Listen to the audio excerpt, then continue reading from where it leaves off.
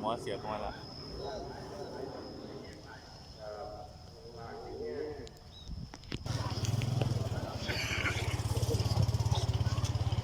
แต่ละตุนะครับที่ในโลกงาน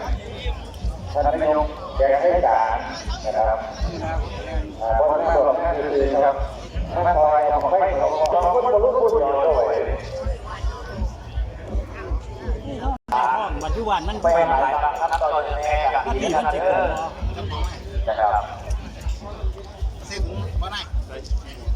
ยี่หา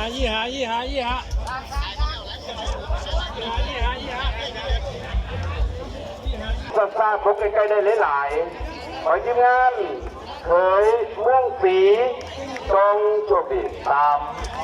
2 1ไป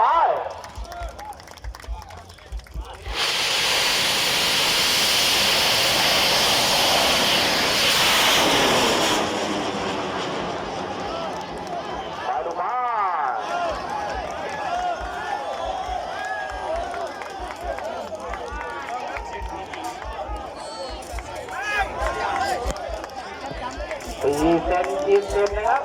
จะมาแรกด้วยใต้2 บาทหลังจากทำเนียนนะครับ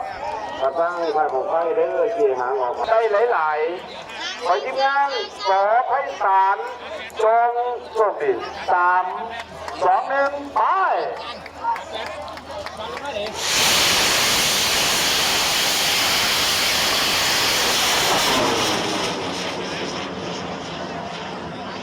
หาง